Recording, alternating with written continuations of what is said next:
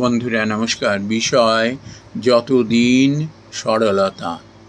বন্ধুরা, এই সরলতা কোনো মানুষের এমনই একটি উৎকৃষ্ট এবং বিরল গুণ যা অন্যকে সহজেই না আকৃষ্ট করে ফেলে। আর এটিকে ধরে রাখা অত্যন্ত কঠিন সাধনার বিষয়। তার কারণ হলো কি, যখন আমরা কোনো প্রতিভার অধিকারী হয়ে উঠি না, অন্যের কাছে খুব পরিচিত হয়ে উঠি, যখন আমাদের মধ্যে নাম যশ অর্থ এসে যায় না, আমাদের মাথা খারাপ হয়ে যায়, সরলতা আমাদের মধ্যে থেকে পালিয়ে যায়। আমরা অহংকারী এবং উদ্ধত হয়ে উঠি, যা মানুষকে না পীড়া দেয়, কষ্ট দেয়। মানুষ তখন তাকে ছুঁড়ে ফেলে দেয়। দেখবেন এর উৎকৃষ্ট অনেক প্রমাণ পাওয়া যায় এই সমাজ মাধ্যমে।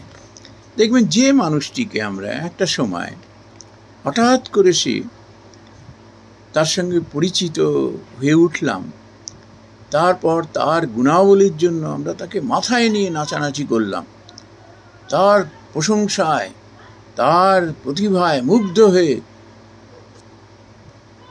তার সম্বন্ধে কত ভালো ভালো কথা বলতে শুরু করে দিলাম। কিন্তু হঠাৎই দেখা যায় কখনো কখনো কারুর ক্ষেত্রে সেই মানুষটাকে একদিন আমরা একেবারে টেনে হিঁচড়ে আস্থা কুড়ে ফেলে দিই, তার সম্বন্ধে নানা রকম কুকথা বলতে থাকি, ব্যঙ্গ বিদ্রুপ করতে থাকি আমরা। বন্ধুরা, আসলে ওই যে বললাম, মানুষ যখন অহংকারী উদ্ধত হয়ে ওঠে না, তখন অন্যকে পীড়া দেয়। এই পীড়া অনেকে সইতে পারে না বলে ওই রকমভাবে তার ব্যবহারে প্রকাশ করে ফেলে।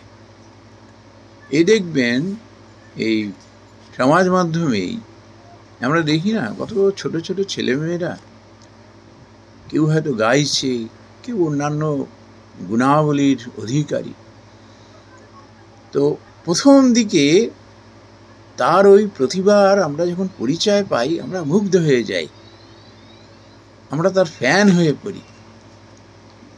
শুধু কি তার প্রতিভার জন্য নয়, ওই যে কত প্রতিভা থাকতেও তার মধ্যে যে কত সরলতা, পবিত্রতা। সরলতা মানে পবিত্রতা, কলুষহীন, কলমশাহীন, যার মধ্যে পাপ আসেনি। পাপ মানে এই অহংকার আসেনি। তো ওইটি যখন আমরা কারোর মধ্যে দেখতে পাই, বিশেষ করে ছোটদের মধ্যে, শিশুদের মধ্যে এটি দেখা যায়, তখন তার প্রতিভার সঙ্গে সঙ্গে না আমাদের তার ওই সরলতা আমাদের মুগ্ধ করে ফেলে। আমরা তাকে ভালোবাসতে থাকি,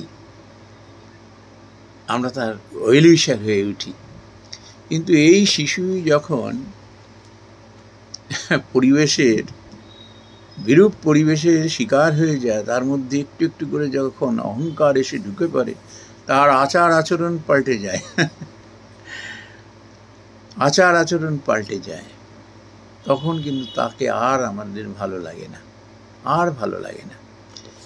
কত উদাহরণ আমরা পাই। কিছুদিন আগে ওই সোশ্যাল মিডিয়াতে একটি রিয়ালিটি শো, একটা বাচ্চাকে আমরা দেখছিলাম যে কিভাবে সে ট্রোলের শিকার হয়ে গেল। মানুষ তার উপরে কিভাবে ক্ষিপ্ত হয়ে উঠেছে। বহু মানুষ নানা রকম মন্তব্য করছে, বিরূপ মন্তব্য। তার মানে কি, যে বয়সে তার সরলতা থাকার প্রয়োজন ছিল, সরলতার সৌন্দর্য যার মধ্যে দিয়ে ফুটে ওঠার কথা ছিল, সে বয়সে সে অতি শেয়ানা হয়ে উঠেছিল, অতি বিজ্ঞতা তার মধ্যে এসে গিয়েছিল, যেটা শোভা পায় না, যেটা বহু মানুষকে। হতে পারে তার প্রতিভা আছে, কিন্তু প্রতিভা তখন না সেকেন্ডারি হয়ে যায়, গৌণ হয়ে যায়। প্রতিভার মধ্যে যখন তার এই সহজ সরল সুন্দর ভাবটা যখন ফুটে ওঠে, তখন সে রাজা হয়ে ওঠে। বলে না, সোনায় সোহাগা, একটা কথা আমরা প্রচলিত জানি। এই জন্য সরলতা, ইট ইজ ভেরি টাফ। যখন আমাদের খুব সাবধান হতে হয়, যখন বাড়ির কোনো শিশু বাচ্চা যখন এরকম খুব গুণের অধিকারী হয়ে ওঠে, বহু মানুষ তার তারিফ করছে, বিভিন্ন জায়গায় বিভিন্ন সোসাইটি থেকে নিয়ে যাওয়া হচ্ছে, বহু মানুষ তার সুখ্যাতি করছে, তার জয় জয়কার দিচ্ছে, কিংবা হয়তো রিয়ালিটি শোয়ে রাতারাতি সে একেবারে পৃথিবী বিখ্যাত হয়ে গেছে, সকলে তাকে চেনে। ওই সময়টা অত্যন্ত কঠিন চেতাবনী, অত্যন্ত কঠিন চেতাবনী। নিমেষের মধ্যেই শিশু বিগড়ে যেতে পারে, নিমেষের মধ্যে তার মধ্যে অহংকার উদ্ধত্ত ফুটে উঠতে পারে, যদি না তার অভিভাবক সঠিকভাবে তাকে গাইড করতে পারে। প্রতি পদে পদে, প্রতি ক্ষণে ক্ষণে তাকে এই সরলতার শিক্ষাটুকু দিতে হবে। দেখো, খবরদার তোমার মধ্যে যেন অহংকার না আসে, খুব সাবধান। এই যে মানুষের ভালোবাসা না, এটি হলো তোমার কাছে আশীর্বাদ স্বরূপ ঝরে পড়ছে, এই জন্য তুমি এত উন্নতি করতে পারছো, তাদেরই আশীর্বাদে। কাজেই খবরদার, তোমার মধ্যে এই সরলতা অর্থাৎ কিনা নিরহংকারিতা, অলুসীনতা, কলমশাহীনতা, এইটি কিন্তু রাখতে হবে। যখন তুমি যেমন পুজো করতে যাও, মনে অন্য কোনো চিন্তা যেমন তুমি আশ্রয় দাও না, ঠিক তেমনি মানুষের ভালোবাসা যেদিন তোমার ঔদ্ধত্য এবং অহংকারে যখন মানুষকে আঘাত দেবে, তোমার ঔদ্ধত্য অহংকার, ব্যাস সেদিন সব শেষ হয়ে যাবে। ওই যেমন দপ করে তুমি জ্বলে উঠেছিলে,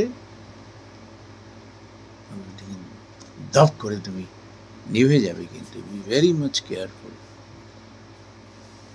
এই সরলতা, ওই জন্য যতদিন সরলতা ততদিনই তার সফলতা।